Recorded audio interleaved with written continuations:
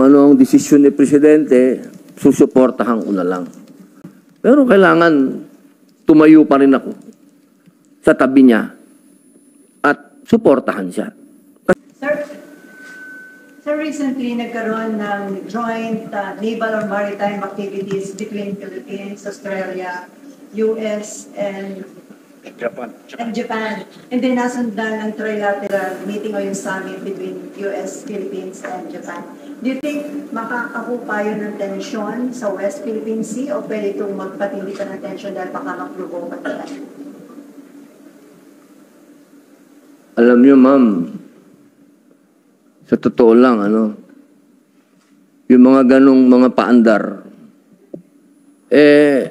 titingnan ko na lang si Presidente at kung ano ang desisyon ni Presidente, susuportahan ko na lang.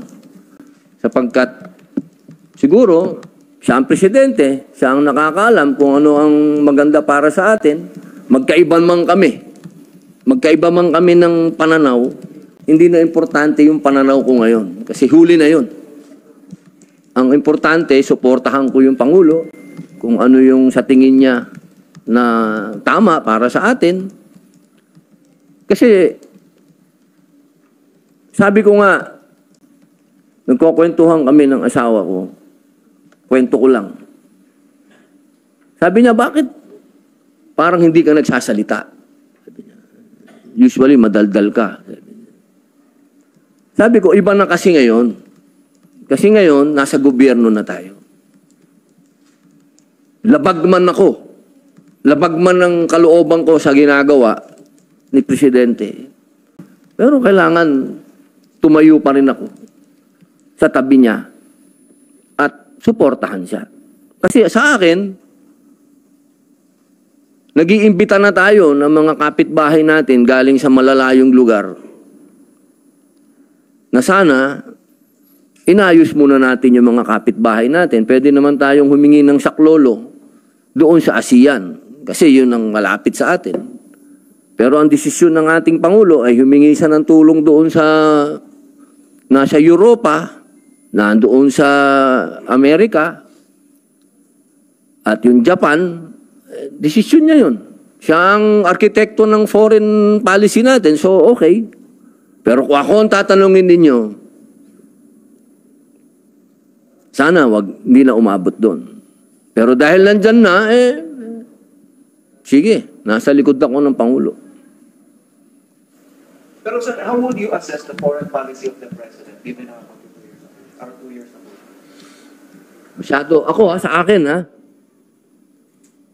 masyado akong natatapangan sa Presidente natin, sa mga desisyon niya. Pero siyempre, desisyon niya yan kung sa tingin niya, yun ang maganda para sa bansa, bakit ko naman siya kukontrahin? Magkaiba kami ng pero hindi ito ang oras. Lalo na sa mga oras na to na magpakita pa tayo ng pagkontra sa Presidente. Naku.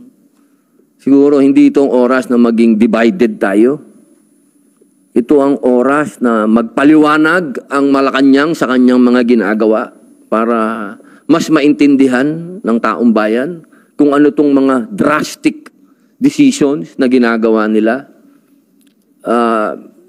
Kailangan alam ng taong bayan kung ano ang pwede nating harapin dito. Hindi ito po pwede na mga ganitong aksyon, wala tayong ipinaliliwanag sa ating mga kababayan kung ano yung mga pwedeng mangyari at kung ano yung mga pwedeng ipaghanda natin. Kasi, kumbaga, yung alert level natin pataas ng pataas. So, dapat yung ating mga kababayan well-informed sa lahat ng ginagawa natin. Sir, saan po specific yung tingin niya masyadong matapang ni Aso at saka drastic yung Aso ng Presidente? Kasi nakarating na tayo sa sinabi ni Pangulong Biden na an attack pag nagkaroon daw tayo ng casualty, sabi niya, AFP o kahit automatic ang MDT ay ano. So, ano pa ba ang ano dun? Wala nang sigurong pinaka matinding statement galing sa Amerika. Kasi ibig sabihin nito, nasa waiting game ba tayo? Waiting game? Pag may nangyari, halimbawa, dyan sa basaan ng tubig dyan na hindi tayo gumaganti, may madisgrasya dyan na Filipino citizen o Filipino serviceman. So, ibig sabihin, enacted na ang MDT. So, mabigat yun. Mga kababayan, yung Mutual Defense Treaty, pag binasa nyo yan, mabigat yan, ibig sabihin, gera na. Aba, handa ba tayo doon? Kayo ang tanungin ko, handa ba kayo na tayo umabot sa state of war? Aba, mag-isip-isip tayo, mga kababayan. Ha? Kasi, palagay ko, ang una dapat nating iniisip, pagkain. Ano? Pagka pumasok tayo dyan sa gulo na yan, meron ba tayong sapat na pagkain? Karamihan dito sa atin ngayon, imported ang pagkain. Alam naman natin na kapag nagkaroon ng ganyan na hindi pagkakaintindihan, ang una dyan mangyayari sa atin, food blockade. O, paano? Naisip ba natin yun? Saan tayo kukuha ang pagkain? Baka tayo-tayo lang dito, magkagulo na tayo. Tayo-tayo lang, ha? Hindi natin kailangan ng invasion, ng invading forces. Tayo-tayo lang. Pagdating sa pagkain, mag-away-away na tayo. Sa akin po, masyadong lumaki. Masyadong lumaki yung problema. Masyadong lumaki. Masyadong ang dami ng nadamay. Pero sabi ko nga, nandyan na yan, suportahan na lang natin ang Pangulo natin kung ano ang mga desisyon niya. Hindi ito ang oras para magtalo-talo tayo. Sir, as a civic senator, we also ask the President or Malacanang or even the NSC to brief the senators regarding the situation po sa WPS. Alam niyo po, gusto ko naman pong saluduhan ang ating armed forces at ang ating national security group, ano? Dahil lagi naman po silang nagbe-briefing sa amin. At ang nakakatuwa naman po, ano, dahil pati po yung ating mga senador, talagang masusing pinakikinggan yung mga briefing sa amin. Pero sana lang sa next time na magkaroon ng briefing, kailangan meron din briefing ang economic team at ang diplomatic team. Hindi puro military. Kasi sa usapin na ito, mga mahal kong kababayan, kahit anong sabihin natin, hindi po natin, sa kabayanihan, kilala na tayo doon.